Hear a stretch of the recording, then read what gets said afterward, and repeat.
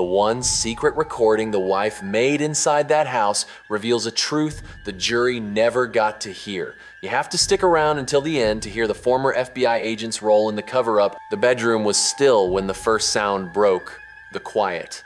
A sound that did not belong to the hour, to the darkness, to the house that had so often held sighs of sleep and soft domestic rhythm. It was August 2nd, 2015. About 3 in the morning, though time in moments like these is more sensation than measurement. The air was thick with the warmth of summer, the shadows layered, the world outside unmoving. What happened inside the Corbett home in Walberg, North Carolina, did not begin with the swing of a baseball bat or the crack of bone under force. It began in a space smaller, thinner, a trembling space between two breaths, the moment between waking and realizing that something was wrong. Jason Corbett was lying in bed, his body heavy with the fog of sleep. He had worked through so many days in routines of tiredness, the kind that gathers in the muscles and under the eyes and stays there. His wife, Molly Martins, was moving somewhere in the upstairs hallway, her footsteps quiet and scattered,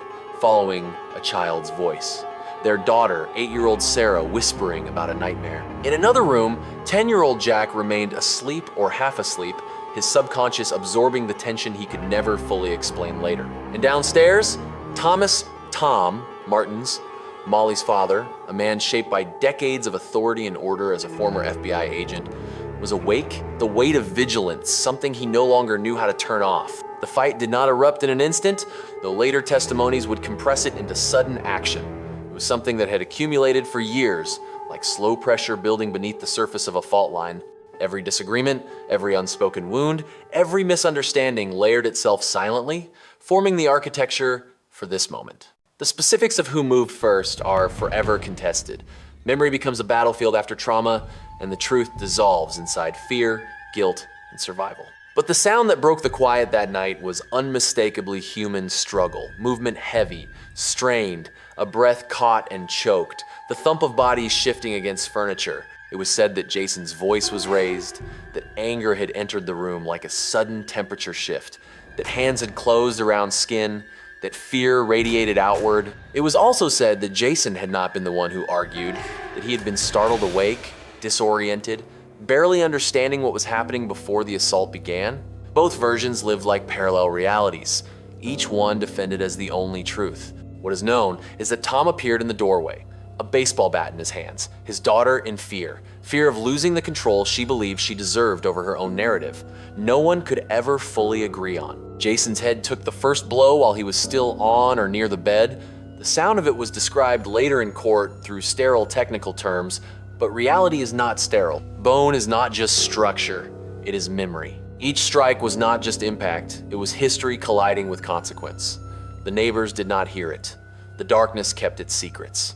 Molly's breathing was sharp, uneven. She had been someone who once described herself as full of light and movement, loving to sing, loving to dance, loving to be adored. But she had also been someone whose emotions swelled beyond what she could hold.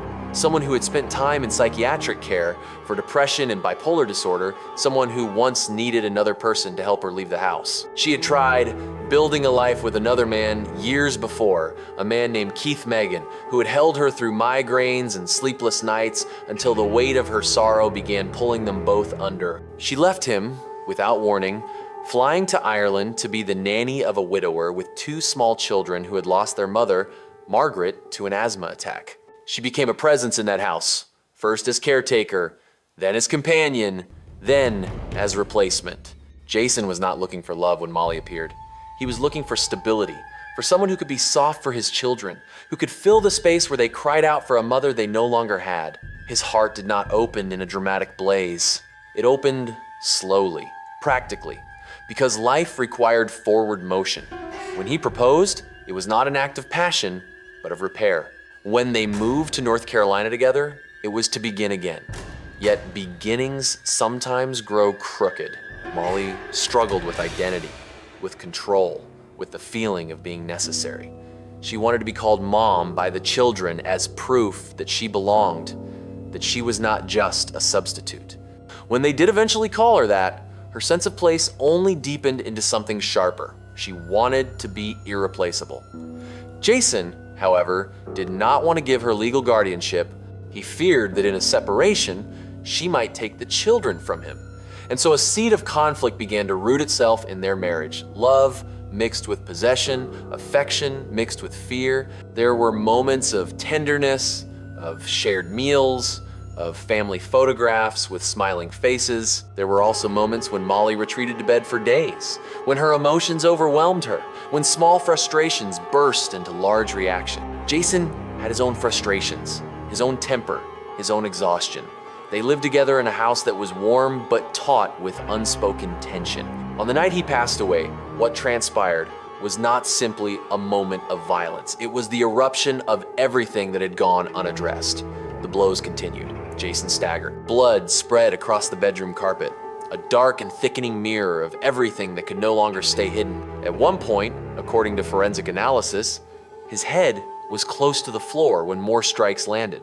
His skull fractured in multiple places. There were between 10 and 12 impacts. The exact number blurred because the destruction overlapped itself. Molly was holding a heavy stone decorative, they called it later, something meant to rest quietly in a home as an object of beauty. Beauty turns strange when repurposed for survival or intent. Tom's breathing was uneven.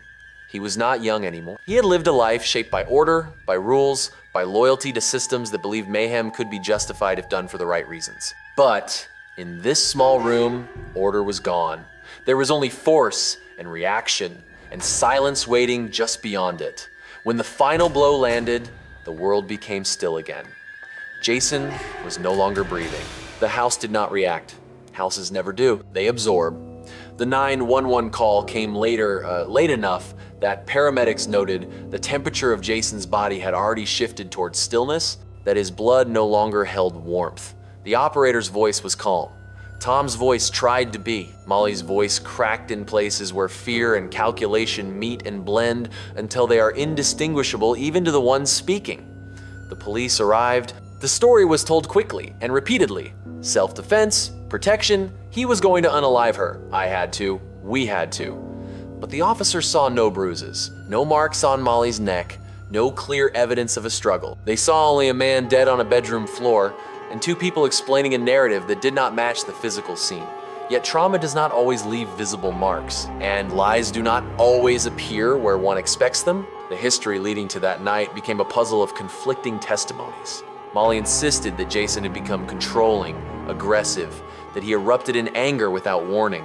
She said she had recordings, though some were lost, some destroyed, some unclear. She said she stayed because she loved the children, that she feared losing them if she left, but neighbors had not seen fear in her. They had seen sharpness, frustration, entitlement. They had seen her anger when the world did not form itself around her needs. And the children, Jack and Sarah, first told interviewers that their father had been scary, that he sometimes pushed or grabbed, that they had seen arguments that frightened them. And then, years later, when older, away from Molly, living in Ireland under Jason's sister Tracy Lynch's guardianship, they recanted. They said Molly told them what to say. They said the truth had been rewritten for them. Memory is inherited from the people we trust most. Children do not remember everything. They remember what they are told to hold. The trial in 2017 lasted 9 days. The courtroom was heavy with tension and grief that hung like humidity, thick, inescapable, clinging to the skin. Pictures of Jason's body were shown. Expert witnesses spoke. Words like force, pattern, impact, positioning, and intent filled the room. There were no simple answers, only interpretations of the same moment from different angles. The jury deliberated for less than 5 hours. The verdict was guilty. Tom Martins and Molly Martins were sentenced to 20 to 25 years for second-degree life-taking. Tracy wept. Molly went still. Tom nodded once, the gesture of a man who had once believed he knew how the world worked and was now no longer certain. But the story did not end there. Stories like this rarely do. Years later, appeals argued that crucial evidence had been excluded, evidence suggesting Jason might have been violent, evidence that could have altered the jury's understanding of the dynamic inside that house. In 2020, the North Carolina Court of Appeals overturned the convictions, and the state Supreme Court upheld that reversal. A new trial was ordered. In 2023, instead of second-degree life-taking, Molly and Tom accepted pleas for voluntary manslaughter. They were sentenced again, this time to periods that, when combined with the time already served, resulted in them returning to prison for months instead of decades. Some saw this as justice corrected. Some saw it as injustice deepened. Grief lived on both sides of the ocean. In Ireland, Jason's family remembered him as generous, tender, hardworking, a man who tried desperately to rebuild a family after loss. His children, now older, now able to reflect with distance, carried scars that do not bleed but still ache. They had loved Molly once, they had needed her, and then they had needed to let her go. In Tennessee, Molly's childhood home remained filled with old photographs of her smiling, a girl who loved singing, who danced barefoot with free laughter.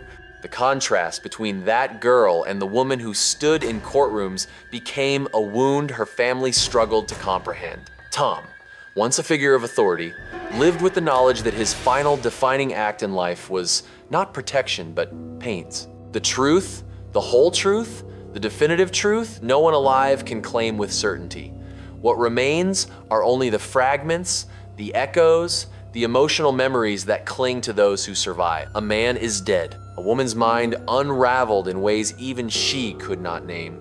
A father made a choice that will follow him into every quiet moment until his last breath. Two children lost not just one parent, but the illusion of safety in the arms of the other. There is no justice that can cleanly resolve this. Some stories stain. Some stories live in the silence after the final word is spoken. That final twist with the children's testimony changes the entire case. Tell me who you believe was really at fault that night. Let me know if you think the final plea deal was justice. Share your verdict in the comments below. I read every single one. For more true crime stories with unbelievable endings, make sure to follow the channel.